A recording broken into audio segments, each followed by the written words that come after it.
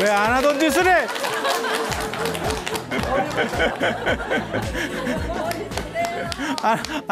안 하던 거 하면 오래 못 살아요. 오늘부터 진짜 중국 불교 이야기를 할 겁니다. 지금까지는 중국으로 넘어오는 과정 얘기를 해드린 거고요. 이제 중국 불교 얘기를 본격적으로 해드릴 거예요. 그래서 중국의 불교가 언제 들어왔느냐 잘 모릅니다. 잘 모릅니다. 그렇게 될 수밖에 없는 이유는 중국은 땅이 크고 언제 어떻게 들어왔는지 알 수가 없어요. 정확하게 알 수가 없어요. 우리는 삼면이 바다고 뭐 이런 식으로 되어 있기 때문에 그나마 이렇게 전파되는 거를 좀 알 수 있는 거고, 그리고 중국의 불교를 최초로 전래한 사람들은 누굴까요? 승려들이었을까요? 상인이에요. 무역하러, 쉽게 말해서 돈 벌러 실크로드에서 왔다 갔다 하는 사람들 중에서 불교를 믿는 사람들이 있는 거죠. 근데 그런 사람들은 그냥 왔다 갔다 하다 보니까 자기 쪽 쉽게 말해서 당나라 지점, 뭐 예를 들어 그런 사람들도 있을 거 아니에요. 거기서 유숙하고 뭐 이렇게 그런 사람들이 이제 조금씩 전파를 하게 되는 거죠. 그리고 그런 거는 기록이 안 잡힙니다. 대부분 이제 언제 들어왔느냐라는 기록은 왕하고 관련된, 그러니까 황실하고 관련된 기록이 들어와야 역사에 이제 남게 되는 거예요. 그런데 정상적으로 생각을 해보세요. 그러니까 요즘 같은 시절에는 예를 들어서 뭐 스마트폰이 들어왔어요. 안 그러면 뭐 스타벅스 같은 게 들어왔어요. 그럼 금방 퍼지잖아요. 근데 예전에는 밑에서부터 하나 바뀌어서 올라오는데 한참 걸립니다. 대동법 시행하는데 몇백 년이 걸렸어요. 조선 후기에. 그렇게 생각을 해보면 야, 이거 알 수 없겠다라는 생각이 딱 들죠. 근데 중국은 뭐 땅이 다 붙어 있는데 뭐 어디로 어떻게 넘어왔는지 알 게 뭐요. 남방으로 배 타고 왔을 수도 있고, 그 다음에 저쪽 미얀마 쪽으로 해가지고 이렇게 육로로 왔을 수도 있고, 뭐 티베트 거쳐서 왔을 수도 있고, 우리는 차마고도로 왔어요. 뭐 말을 해야지. 그래서 뭐 여러 가지 이야기들이 있어요. 근데 그 중에서 최근이 되기 전에 지금 우리가 알고 있는 불기라고 하는 거는 지지난번에 잠깐 얘기를 해드렸었는데, 그거는 이제 저 네팔에서 결정된 그런 지금 연도고요. 다 달랐습니다. 그러니까 동남아시아 불교하고 이 동아시아 불교하고 불기 계산 장식 연대가 완전히 달랐어요. 그래서 제일 많이 쓰인 게 지금 이 연대였었어요. 기원전 1030년 4월 8일에 부처님이 태어나셨다. 야, 옛날 얘기한다. 이거 옛날 얘기. 지금 우리가 알기로는 부처님은 2600년 전 분이라고 이렇게 알고 있는데, 연대 차이가 너무 나잖아. 너무 나잖아. 저때 중국은 이제 주나라입니다. 하나라, 은나라, 주나라. 이런 얘기 들어보셨어요? 하나라, 은나라, 주나라. 이게 은나라가 이게 은어에 발견하는 그 은나라. 그러니까 여기서부터는 이제 역사로 보는 거고, 여기는 이제 좀 알딸딸한데 이제 이렇게 하는 거죠. 저 하나라 앞에는 이제 뭐 홍산문화, 용산문화 뭐 이래가지고 그 전에도 또 문명들이 있어요. 중국 같은 경우 파면 계속 나옵니다. 뭔가가 나옵니다.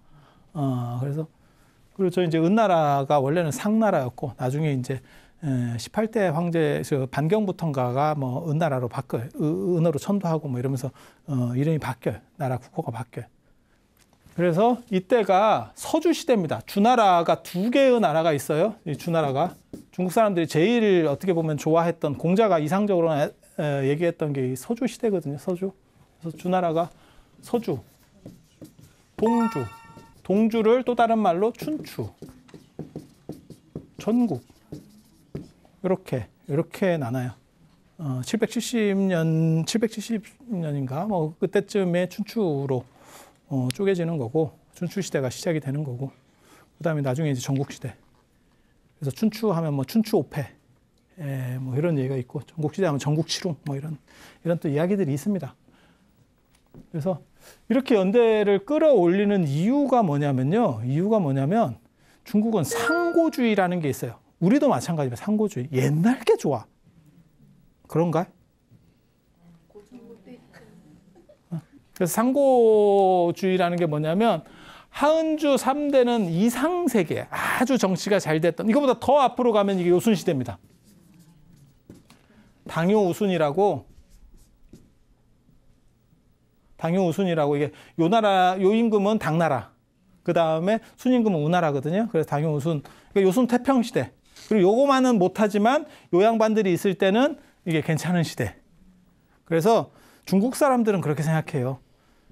3대 시대, 하은주 3대 시대, 여기서 주는 서주를 얘기하는 겁니다. 동주는 아니고 동주는 혼란 시대이기 때문에 서주 시대까지에 나온 것만이 진짜 좋은 거다. 나머지는 다 쓰레기다. 이렇게. 그래서 불교가 이렇게 연대를 맞춰 보니까 아 이거 안 되겠는데? 두 가지 이유가 생긴 거예요. 두 가지 이유가 생긴 거예요. 중국 사람들은 모든 좋은 거는 저 앞에서 다 나왔다라고 생각하고 뒤로 갈수록 떨어진다라고 보는 거예요. 그래서 상태 메롱일 때 불교가 나왔으니까 불교도 메롱이야. 이렇게 얘기를 하는 사람들이 있는 거예요. 아, 지금은 누가 그런 생각 안 하는데 옛날식 사고예요. 옛날식 사고. 우리식으로 표현을 빌면 그런 거죠. 여러분 어렸을 때 이렇게 외국인들 오면 뭐 양키, 뭐 코쟁이, 뭐 이러면서 이렇게 놀리고 뭐 하던 수군수군 하던 그런 정도지. 요즘은 누가 그런 거 아무도 그렇게 하지 않잖아요. 그래서 옛날 사람들이 그랬다는 거예요. 그러니까 이제 불교 입장에서는 야 저런 식으로 하면 조금 자꾸 씹히는데 배경문화로 씹는 겁니다. 그러니까 예를 들어봐요. 지금은 우리는 효사상이라는 게 있잖아요. 그래서 이제 어른들이 계시면 뭐 좀 양보를 해드려야 되고 지하철 같은 경우도 그렇고 경로석 뭐 이런 거 다 정해져 있잖아요. 근데 유목문화 사람들이 볼 때는 그게 성립이 안 된다는 거거든요. 똑같이 돈을 내고 탔는데 안 그러면 돈을 낸 사람이 서서 가고 제가 전에도 그런 얘기 잠깐 해드렸는데 돈을 낸 사람은 서서 가고 돈을 안 내는 사람이 앉아가는 야 이게 도대체 이게 아니 서양 사람은 그렇게 생각한다는 거예요. 이게 도대체 뭐야? 공짜는 않고 낸 사람은 서? 아니 낸 사람이 앉고 안 낸 사람이 서고는 이해가 되는데 굉장히 좀 특이한 논리 구조잖아요. 우리는 거기에 익숙해 있기 때문에 논리가 해제가 돼가지고 아무 문제의식을 못 느껴요. 근데 밖에서 본 사람은 돈 낸 사람은 반표고 돈 안 낸 사람은 온표냐? 여러분도 이제 좀 있으면 그 지공의 나이에 들어서잖아. 네, 지하철을 공짜로 타는 나이. 네, 지공의 나이. 지공의 나이에 들어서면 국민연금도 받고, 그죠? 네, 뭐 그렇게 되는 거잖아요. 자, 그렇게 해서 3대 시대 때 다 나와야 된다라고 이 사람들은 자꾸 이렇게 얘기를 하니까, 그러니까 우리도 이 효문화 이런 것들을 외국인한테 납득시키기가 굉장히 어렵습니다. 그래서 전에 우리나라 프로 중에서 그 우정의 무대 같은 걸 보고 외국 사람들이 굉장히 놀랐다는 얘기가 있거든요. 군대를 간 젊은 애들이 엄마를 부르면서 질질 짜고 있더라. 걔네는 어떻게 생각했냐면 너네는 다 마마보이냐? 이런 반응을 보였다는 거예요. 자기 엄마도 아닌데 우리 엄마가 맞습니다. 이러면서 막 질질 짜. 그리고 한번 짜면 막 이렇게 분위기가 딱 이렇게 막 숙연해지고. 아니 우리나라 사람은 그걸 이해를 하는데 외국인이 볼 때는 아니 20살 넘은 지금 다 쉽게 말해서 밖에 나가서 지휘를 해야 될 젊은 애가 엄마 이러면서 차고 있으니까 이게 조금 뭐 좀 이상한가? 이제 이렇게. 그리고 그걸 전 국민이 아무 이상 없이 보고 있다는 거예요. 더 놀라운 거지. 걔네 이게 문화적 충격인 거예요. 문화적 충격. 그래서 예전에 영화에도 그런 거 있었어요. 우리는 이제 뭐 차린 게 없습니다. 이제 음식을 대접할 때 뭐 차린 거 없는데 많이 드세요. 그럼 뭐 상다리가 부러지게 차렸어요. 이러면서 이제 서로 이렇게 이게 서로 멘트가 정해져 있잖아요. 근데 중국인 집이었는데 그 사람들이 이제 미국으로 이민 가서 이제 딸이 미국 사람이랑 결혼하는 거예요. 그러니까 미국 사람을 이제 소개시켜 주러. 그러니까 자기 딸이 사위 될 사람을 이제 부모님한테 소개시켜 주려고 이렇게 해서 딱 이제 와서 음식을 대접하니까 이제 음식이 입에 맞냐고 이제 중국식으로 주니까 그러니까 그 서양 사람이 뭐라 하냐면 괜찮습니다. 안 맞으면 그냥 간장 같은 거 쳐서 먹으면 돼요. 이러면서 그냥 치도를 하는 거예요. 그러니까 걔는 내가 맞추면 되죠. 뭐 아무 문제 없어요. 이렇게 생각한 거고 그렇게 행동을 보이니까 그 부모님이 낯빛이 약간 안 좋아지죠. 왜냐면 우리는 어른들 앞에서는 그렇게 얘기하는 건 그냥 겸사고, 아유, 맛있네요. 그럼 무조건 먹는 거지. 마누라가 해줘도 맛없다는 말을 하면 요즘은 안 돼요. 이게 지금 문화의 서로 충돌하는 거거든요. 그러니까 옳다 그르다를 얘기하는 게 아니에요. 서로 달랐기 때문에 서양 사람들 같은 경우는 자기 개인적인 부분이 강해서 자기를 표현하면 되는 거고, 우리는 표현하는 게 아니고 약간 묻어가는, 동아시아 문화는 묻어가는 문화거든요. 그래서 전에도 그런 얘기 잠깐 해드렸었잖아요. 우리는 관계를 칭호로 부르는 거고, 이름을 부르지 않아요. 개인을 부르지 않아. 엄마, 안 그러면 뭐 딸, 안 그러면 무슨 뭐 다 이런 식으로 관계 칭호를 부른다고요. 직장에서도 직위를 부르지 이름을 부르지 않아요. 그런데 쟤네는 이름을 부르잖아. 그러니까는 관계적인 걸 중심으로 할 거냐, 개인을 중심으로 할 거냐의 그 문화적 차이거든요. 그리고 이 성을 먼저 쓰는 것도 마찬가지고, 우리는 전체 집단에서의 내가 누구라고 해서 성을 앞에 쓰는 거고, 걔네는 뒤에 쓰는 거잖아요. 그래서 그런 차이들이 있어요. 주소 쓰는 것도 다르잖아요. 주소 쓰는 것도 다르잖아요. 앞뒤 순서가 다르잖아요. 그래서 이런 문화에 기본 깔려 있는 걸 가지고 충돌하면 상당히 힘듭니다. 그러니까 어떤 방식을 썼냐면, 불교는 연대를 올려버리는 거예요. 중국에서 연대를 올려버렸어요. 그래서 우리 서주시대 때야 이렇게 야, 이거 참 창의적이지. 너네가 그 구간이 안 좋다라고 얘기하면 우리는 땡겨버리겠어. 야, 이거 쉬운 거 아니에요. 여기에 누군가 스티브 잡스가 있었던 거야. 전도사 중에 스티브 잡스가 있었다. 이거를 쉽게 극복할 수 있다. 한 방에 간다, 한 방에. 근데 너무 엉뚱한 생각을 한 거 아니에요? 그리고 이게 더 흥미로운 건 안 걸려요. 안 걸려. 그래서 최근까지 이걸 우리가 썼다니까요. 최근까지 썼어요. 저거 당연한 건 줄 알고. 그리고 인도에 역사가 뚜렷하지 않아가지고 잘 안 걸려요, 이게. 근데 어떤 문제가 벌어지냐면, 인도는 기록하지 않거든요. 근데 이제 전에 아쇼카 왕 얘기할 때도 그랬잖아요. 아쇼카 왕의 연대를 어떻게 판단하느냐, 로마하고 무역한 걸로 판단한다. 그러니까 로마 기록을 가지고 아쇼카 왕을 판단한다.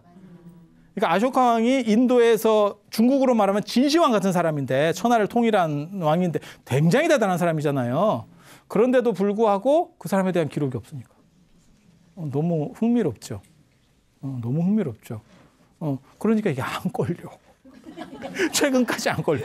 그래서 뭐 불과 몇십 년 전까지만 하더라도 이 연대를 썼었어요. 실제로 우리나라에서.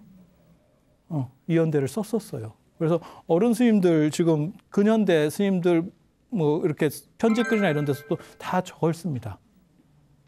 그래서 불기 3000년 막 이렇게 나온다고. 그래서 저 연대도 기본적으로는 알고 있어야 돼요. 안 그러면 기억을 못 해. 기억을 못 해. 그래서 그렇게 한다는 거 한 가지 하고, 또 불교가 처음 들어올 때 중국에 나중에 도교가 되는데, 그 전에는 도가였습니다. 그리고 나중에 이게 후한 시대 때 도교로 바뀌거든요. 이 얘기도 나중에 하나 해드릴 거예요. 그런데 도교로 바뀌는데 쟤네하고 이제 경쟁을 해요. 그러니까 도교가 뭐라고 생각하시냐면, 우리식으로 말하면 무속입니다. 근데 우리는 무속이 끝까지 종교화가 제대로 못했어요. 그냥 산발적으로 이렇게 있는 거지, 그게 통일적인 어떤 종교단체의 구성을 못 갖춰줬어요. 그리고 끝났어요.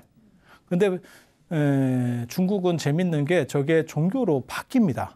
어떻게 바뀌는 거냐면, 불교 영향을 받아서. 그러니까 불교가 들어와서 자꾸 밀어내니까 우리도 뭔가를 해야겠어 이러면서 걔네들이 체계를 만들어요. 사바삭사바 체계를 만들어가. 우리는 그걸 거의 실패했고, 우리는 무속이 실패했고, 중국은 도교가 그걸 돼. 그리고 도교가 뭐라고 얘기하냐면, 도교에 이제 태상노군으로, 신으로 이제 들어갈 때는 태상노군으로, 신선으로 들어갈 때는 태상노군으로 들어가는데, 이 노자가 공자보다 선배입니다. 사마천의 사기에 보면 그렇게 나와요. 그리고 부처님하고 공자하고 연대가 비슷해요. 단 부처님이 좀 빠릅니다. 지금 우리 연대로 계산을 하면 상당히 엇비슷해요.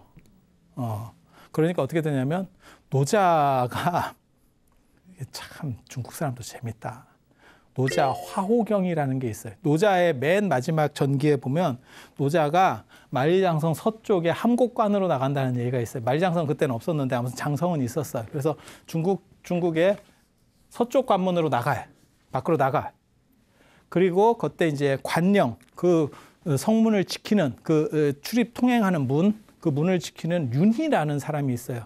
그걸 이제 줄여서 관윤희 이러는데 실제로는 관을 총괄하는 무슨 관, 산해관, 함곡관, 옥문관 뭐 이렇게 하듯이 그래서 이게 함곡관인데 저 함곡관을 지키는 윤희라는 사람이 노자가 소를 타고 나가니까 노자가 청우를 탄다 뭐 이런 얘기가 푸른 소래야.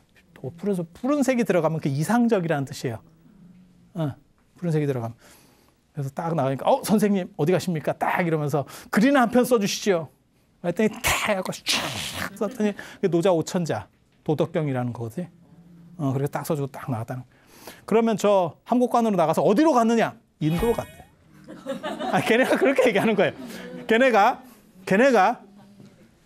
걔네가 인도로 가서 변신을 해. 부처님으로. 이게 무슨 개그 같은 얘기예요. 개그 같은 얘기예요. 그래서 경전 이름이 노자 화호경이에요. 노자가 오랑캐를 교화한 경전. 노자가 오랑캐를 교화한 경전. 저걸로 약을 팔아요. 그래서 노자가 변장을 하고 붓다가 됐대. 머리에 이렇게 약간 파마를 하고 이렇게 해가지고 내가 붓다인데 이러면서 나왔다. 이게 무슨 예전에 우리도 있었잖아요. 점 하나 찍고 이렇게. 야 이거 뭐 장난해? 지금 보면 개그 같은 이야기거든. 아니 부처님 연대를 끌어올린 것도 야 저게 지금 뭐 장난해? 이렇게 되는데 도교도 되게 재밌어요. 아니 저게 먹힌다니까 그 당시 사람들한테. 아니 저게 무슨 쓰레기 같은 말이야 이러는데도 먹혀요. 먹혀. 그래서 저게 문제가 돼요. 나중에 당나라 황제 앞에서 싸움이 붙습니다. 하도 시끄러우니까 당나라 황제가 그럼 도교 대표, 불교 대표 야 붙어 끝장 토론. 대신에 지는 거는 책임진다. 지는 거 책임진다. 불교가 이겼어요. 그래서 노자 화호경 다 걷어다 불태우고 그랬었어요. 그래서 두 가지 이유가 있는 거예요. 하나는 3대 시대 때 해야 된다. 나와야 된다. 그러니까 연대를 끌어올린 거고 노자하고 자꾸 얘기를 하니까 아유 저거 자꾸 싸우기도 힘들고 이러니까 어떻게 되냐면 연대를 끌어올리면 싸울 필요가 없잖아. 야 노자보다 훨씬 빠른데 뭐 노자가 어떻게 변신하냐? 이제 이렇게. 그러니까 애들 장난한 그런 데서 시작된 거예요. 이게. 그렇게 해서 연대를 끌어올린 게 이 설이에요. 주서익이라는 책에 나온다는 거예요. 책에 역사책에 나온다고? 주나라 때 역사책에 나온다고? 누가 만들었겠어? 이익 보는 쪽에서 만들었겠지. 이거 뭐 뻔한 거지. 그렇게 해서 주나라 소왕 때 뭐 기록에 보면 저 책에 그렇게 나온다는 거예요. 뭐 무지개가 뜨고 뭐 땅이 흔들리고 막 이렇게 기상이변이 일어나는 거예요. 그러니까 이게 무슨 일이냐? 소유라고 하는 사람한테 소왕이 물어본 거예요. 저 갑인년이라 하거든. 갑인년에 물어보는 거예요. 이게 무슨 일이냐? 라고 딱 했더니 서쪽에서 성인이 태어났습니다. 딱 이렇게. 서쪽에서 성인이 태어났습니다. 이렇게. 그래? 그래? 그게 뭐 우리랑 관계 있겠냐? 그랬더니 지금은 관계가 없고 나중에 이쪽으로 전파될 것 같습니다. 그건 뭐 나랑은 별 상관없고 나중에 일이니까. 그리고 또 이제 949년 한 80년 지나가지고 이제 또 이적이 생기는 거예요. 그러니까 모광 때 모광이 유명한 사람이거든요. 목천자전이라고 해서 저 모광이 막 천하를 다니는 이렇게 뭐랄까 쏘댕기기 전문 천하를 주유하고 서왕모라고 들어보셨어요? 서왕모가 여자 신선 중에 짱이거든요. 서쪽, 그러니까 중국으로 보면 중국에도 서쪽 숭배가 일부 있어요. 동쪽 숭배가 남아있고 이게 큰 나라들은 다 마찬가지예요. 동쪽, 서쪽 숭배가 있는데 동서남북 숭배가 다 있는데 지역에 따라서 달라요. 인도는 해가 뜬다는 것 때문에 동쪽 숭배가 있고 그다음에 북쪽 숭배가 있는 건 히말라야 때문이고 중국 같은 경우는 보통 남쪽 숭배가 있어요. 그건 햇빛을 많이 받기 위해서. 그래서 남향 문화라는 게 지금까지 남아있는 거예요. 그리고 동쪽에 관련해서는 태산이라는 게 있습니다. 동태산. 동쪽의 태산. 그리고 서쪽에 뭐가 있다라고 얘기하냐면 여기가 히말라야 쪽이에요. 서쪽으로 가면, 중국의 서북쪽으로 가면. 그래서 여기에서 이상적인 산이 있어. 중국 사람들이 생각했던 올림푸스 산 같은, 히랍 신화의 올림푸스 산 같은 게 그게 곤륜산이에요. 곤륜산. 실제 하지 않는 산입니다. 실제 하는 산 아닙니다. 실제 하는 곤륜산이 있어. 그 곤륜산 아니에요. 그 곤륜산 아니야. 중국 사람들은 자꾸 갖다 붙이니까. 샹그릴라가 있어. 그러면 샹그릴라를 막 만들어. 샹그릴라가 제임스 힐슨이라는 사람이 잃어버린 지평선 보면 거기서 나오는 이상향이에요.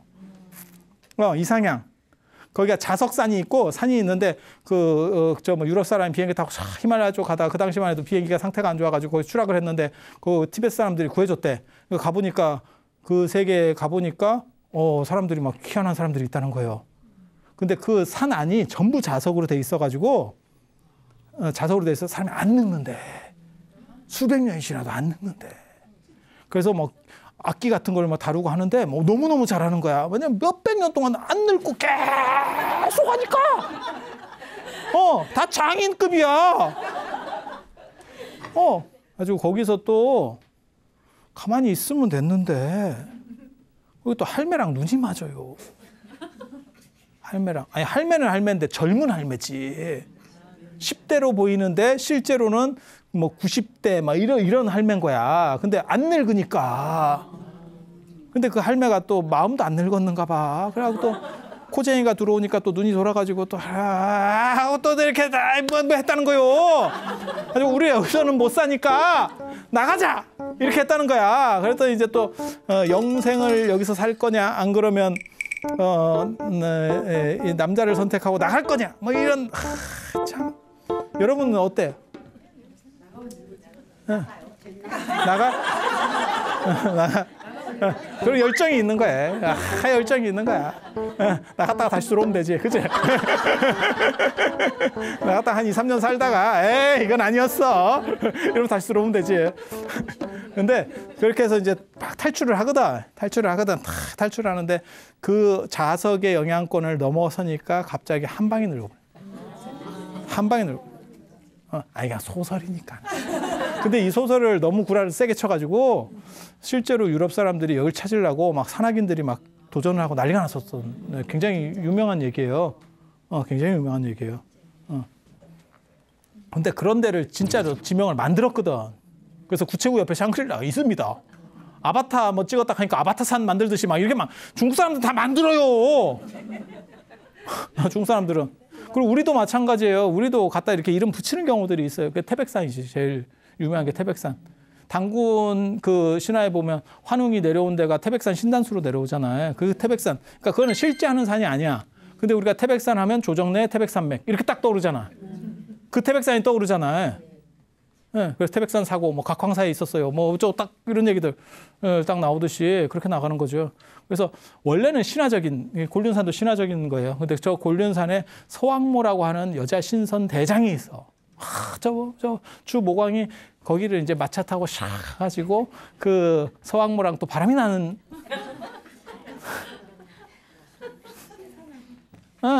근데 바람이 나는데 저 여자는 또 생긴 걸 보면 약간 괴기스럽게 생겼어요. 그래서 이게 이쁘게 나오는 신화 전설도 있고 좀 상태가 메롱으로 나오는 데도 있고 여성 차별 때문에 그러니까 원래는 여성주의 때문에 여성 신화들이 나오는 게 연대가 오래됩니다. 그러니까 짱이 여성으로 나오면 연대가 올라가는 거예요. 근데 그게 나중에 남성주의가 되면서 여자가 어딜 이러면서 여자를 외모를 다 이렇게 좀 긁어내는 거예요. 이해가 됩니까? 네. 그런 식으로 보통 변화가 돼요. 그래서 뭐 저런 로맨스도 있고 막 재밌는 사람이에요. 근데 이 사람 때 또 뭐 기상이변이 있고 이러니까 부처님 경전에 보면 뭐 이게 땅이 흔들리고 뭐 이런 얘기가 나오거든요. 뭔가 그분들이 체험한 것과 연결될 수도 있겠다라는 생각도 했다니까요. 그 전에는 저는 네팔은 지진대가 아니라고 생각했어요. 왜냐하면 야 그게 어떻게 거기가 몇천 미터인데 거기가 어떻게 지진이 날 수 있어? 그게 이제 보통 히말라야를 치고 들어가니까 저 인도 대륙이 히말라야를 밑으로 기 들어가잖아요. 지금 들어가니까 그게 압력이 강해진다는 건 다 인지하는 거고 그게 옆으로 터지는 거거든요. 그 사천성 지진은 이해가 되는데 야 이게 네팔이 지진으로 흔들리는구나. 경주 지진 나는 건 제가 알고 있었거든요. 제가 불국사 논문 쓰면서 경주 지진 나는 거 알고 있었거든요. 그때 이제 석가탑이 중수되는 걸 보면 경주에 지진이 나가지고 석가탑이 문제가 생겨요. 석가탑이 문제가 생길 정도면 경주가 절단이 납니다. 상식적인 것만 한 가지 알아두세요. 지진이 나면 큰 건물일수록 안전합니다. 그리고 제일 취약한 게 벽돌 건물이에요. 제일 취약한 게 벽돌. 벽돌 낮은 건물. 그러니까 2, 3층 정도의 벽돌 건물은 그냥 다 폭삭해버립니다. 순식간에 폭삭입니다. 그리고 큰 건물은 안전합니다. 그리고 최고로 안전한 건물 한옥입니다. 한옥은 땅에 박고 있는 게 아니고 위에 떠 있기 때문에 그냥 흔들릴 뿐이지 절대 안 무너져요. 절대 안 무너져요. 하지만 한옥은 비슷합니다.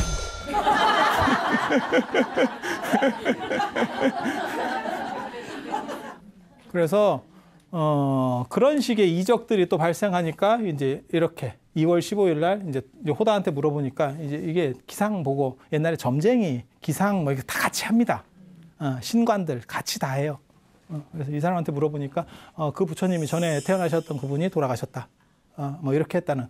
그래서 이게 주서 이기설이라고 하는 걸로 어떻게 보면 가장 영향력이 있던 설이에요.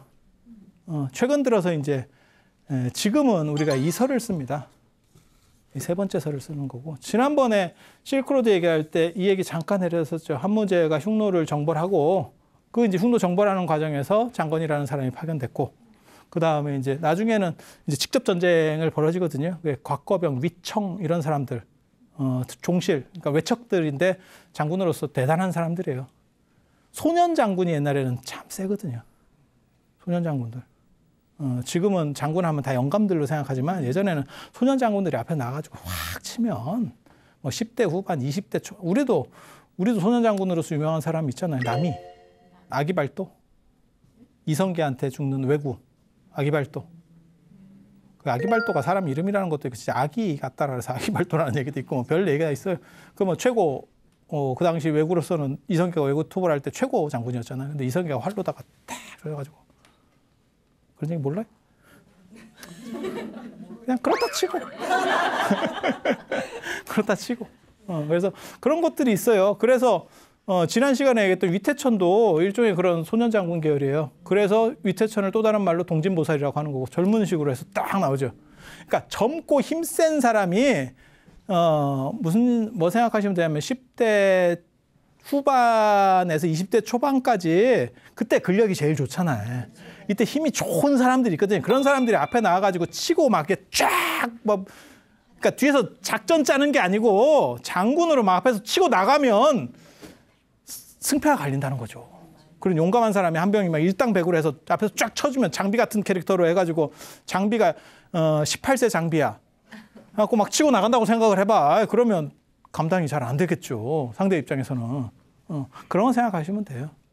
그래서 동진보살도 내나 그런 택입니다. 그래서 뭐 소년의 몸으로 뭘 어떻게 해가지고 동진보살 500생을 뭐 보냈다는 동말 그거 거짓말입니다. 그런 이야기가 있어요. 그게 위태천 그것도 다 젊은 장수 얘기고 우리 거기에 보면 서유기나 이런 데 보면 뭐 나타태자 이야기라든지 안 그러면 저기 뭐야 홍해야 이런 것들이 다 서유기 홍해야대전 뭐 이런 거 모르세요? 우마왕 아들. 그래서 손오공하고 가장 강력하게 다이다이 붙으면서 충돌하는 꼬마예요, 다. 뭐 그렇다 치고 이 곽거병이 휴도왕을 잡는데 흉노의 소왕, 그러니까 대왕은 아니고, 그러니까는 뭐 그룹으로 얘기하면 뭐 삼성 그러면 회장이 있고 밑에 사장단 중에 하나를 잡은 거예요. 근데 이게 이제 휴도왕, 휴도가 이제 붓다의 음사, 뭐 이런 식으로 보면. 저 사람이 이제 금인을 모시고 있어서 그게 이제 나중에 경주김씨까지 넘어온다. 제가 그런 얘기 잠깐 해드렸잖아요. 그죠? 그렇게 해서 요걸 불교의 시작으로 보면 연대가 기원 전으로 올라간다. 라고 하는 설이 있는 거고. 근데 이거를 또 그 금인을 불상이 아닌 걸로 또 보는 경우들도 많이 있어요. 불상이 아닌 걸로 보는 경우들도 많이 있어요. 저는 저거를 불상으로 봐도 큰 문제는 없다. 라고 보는 거거든요. 왜냐하면 저 시대면 불교가 들어가야 돼요. 왜? AD 67년에 불과 한 지금 이렇게 보면 한 180년 뒤인데 그럼 차이가 큰 거 아닙니까? 아니에요. 이건 바깥쪽이잖아요. 만리장성 바깥쪽이잖아요. 그래서 만리장성 안쪽으로 어디까지 들어가냐면 황실까지 들어가는 거거든요. 이 명자가 들어간다는 거는 이거 밝은 명자거든요. 정치 잘한 사람이에요.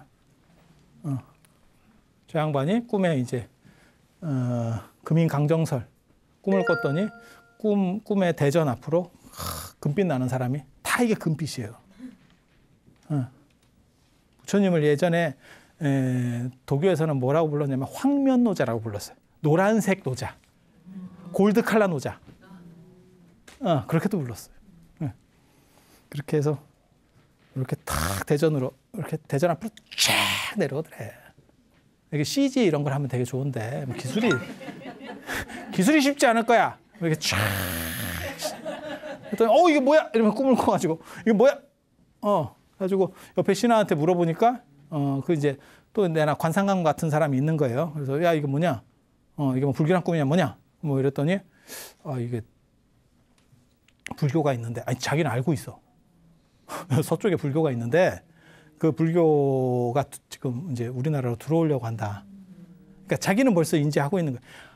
황실에서 얘가 나올 정도면 민간에는 어느 정도 이상이 있다니까요. 보통 민간에 들어와서 100년 이상 넘어가야 황실까지 들어가요. 이야기가. 그 기간이 최소로 100년이거든. 그러니까 실크로드 타고 상인들이 벌써 다 움직여서. 그러니까 여기에서 100년을 빼버리면 지역적으로 봤을 때는 낙양은 여기고 지금 이 흉노족 있는 거는 만리장성 바뀌거든. 그러니까 180년 전에도 이게 가능하다니까. 저쪽도 위치적으로 불가능한 얘기가 아니에요. 그리고 휴도하고 붓다하고 같은 음사예요. 그게 붓다의 음사 중에 하나가 휴도예요. 부도도 우리가 부도전 할 때 그것도 붓다 음사거든요. 붓다 음사거든요. 그래서 그게 이제 무슨 부도를 부도라고 부르는 게 맞느냐, 거기에 큰 스님 탑인데 왜 부도라고 하느냐, 승탑이라고 하자 뭐 이러는데 그것도 잘못된 얘기고, 뭐냐면 선종에서는 큰 스님을 부처님으로 봐요. 우리 선생님이야말로 진짜 부처님이야, 살아계신 부처님이야. 그렇게 해서 부도라고 붙이는 거예요. 이유가 다 있는 거예요. 스님인지 부처님인지 구분 못해서가 아니고. 그래서 그런 부분들이 있는 거고,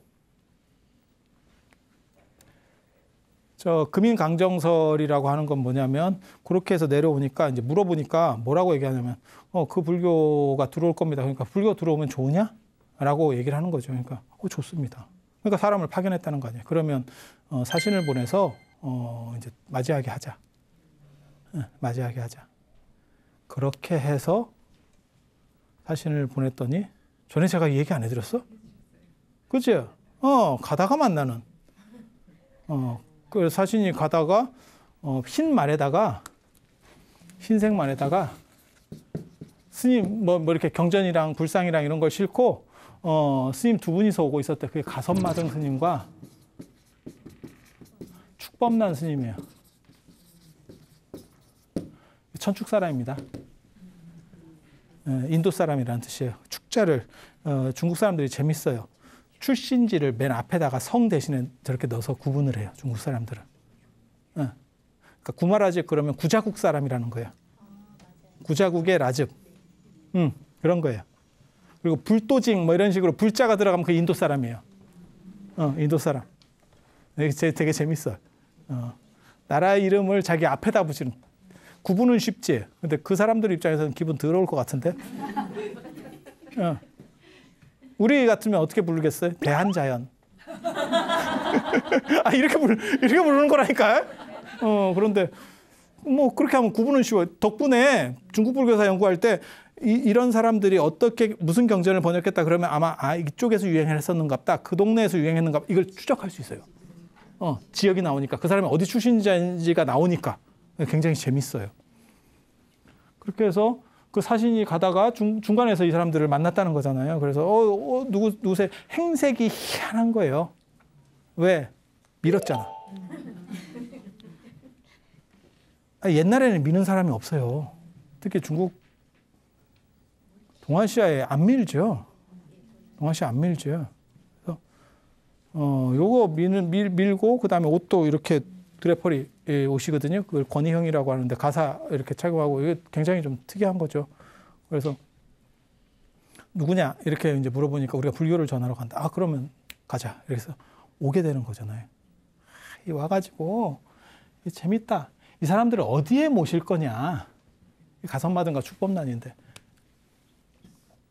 이분들 실제로 무덤이 있습니다. 나중에 기회가 되면 또 몰라. DNA 검사를 할 수도 있어. 저 양반들의 출신지와 관련된 DNA 검사를 할 수도 있어. 무덤이 있어. 스님이면 당연히 화장을 하는 거 아닙니까? 외국 스님인데도 불구하고 중국식 장례법을 따랐던 거예요. 왜? 당신이 돌아가시니까 야 화장해. 이거 화장이 지금 우리가 현대화되면서 이게 빠르게 정착한 거죠. 묘제라고 하는 게 쉽게 안 바뀌어요. 장례 풍습 이런 거 안 바뀌어요. 가장 안 바뀌는 게 이런 겁니다. 원래 자연적으로 그러니까 뭐 조선시대 때나 이런 때 이걸 냅뒀잖아요. 이거 수백 년 가도 안 바뀝니다. 진짜예요, 진짜. 여러분도 아마 그런 생각 하셨을 거예요. 처음에 화장 얘기 나왔을 때는 사람을 2번 죽이냐. 이렇게 어른들이 말씀을 하셨는데 지금 여러분들 정도만 돼도 뭐 시대가 그런 거니까 그렇게 해서 깨끗하게 처리하는 게 안 낫겠냐. 이제 조금 이렇게 되신 분들은 당신이 말씀을 먼저 하시죠. 왜냐하면 어른이 어떻게 생각하실지 모르니까 아랫사람이 얘기가 참 그렇거든요. 아니 그렇잖아요. 제사나 뭐나 이런 거 다 어른이 정리해야 돼. 밑에 사람이 그렇게 하십시다라고 말은 차마 못해요. 그건 다 못하는 거고 어른이 끊어주든지 안 그러면 당신이 끊기 조금 그러면 내가 죽으면 네가 알아서 다 통솔해서 정리를 하든지 말든지 네가 해. 이러고 떠밀고 가든지 뭐 어떤 양단의 결정을 해야 돼. 그런 거 생각하시면 돼요. 그래서 이분들은 외국분이고 당연히 화장할 줄 알았지만 장례는 누가 지내줘? 남은 사람들이 지내주는 거죠. 그리고 그 사람들은 중국 사람이죠. 그러니까 서양 선교사 들어왔다고 생각하면 돼요. 서양 선교사가 들어와서 여기서 만약에 뭐 천주교 구한말에 들어와서 돌아가셨어. 그러면 그거를 한국 사람들이 신자들이 좀 남아있는 거야. 그 사람들이 어떻게 했겠어요? 우리식으로 매장했겠지. 아니 그런 식으로 했겠지. 왜냐하면 그런 문화도 잘 모르고 상황 파악 잘 못하니까. 그래서 그 무덤이 남은 거예요. 그래서 이분들을 모신 데가 어디냐면 홍로시라고 하는데요. 홍로시. 이게 낙양이 중요한 데입니다. 여기 서주 시대부터 이제 낙양이 저 진리하다. 낙양이 9조의 수도예요. 9왕조의 수도. 그 옆에 있는 장안은 13조 왕조의 수도. 비정통 왕조까지 치면 잠깐씩 하는 뭐 난 이렇게 다 잠깐 들어오는 애 치면 한 17조 고도입니다. 별로 그렇게 감동적이지 않은 거다. 이거 굉장히 대단한 건데요. 야, 이거 뭐 또 엄청난. 만약에 왕기가 쇠한다라고 치면 저건 또 말이 안 되는 거거든. 참. 여러분들이 13조 고도, 9조 고도 이런 얘기를 해줘도 이런 반응을 보이는 게 굉장히 놀라운데. 뭔가 이런 얘기를 하면 그래서 지금도 실제로 지금 그 장안이 지금은 서안, 시안이라고 하는데 거기 가면 13왕조 쇼라고 하는 게 있어요. 그러니까 그 쇼를 하면서 13왕조들의 그 옷을 갈아입으면서 이렇게 보여주는 거죠.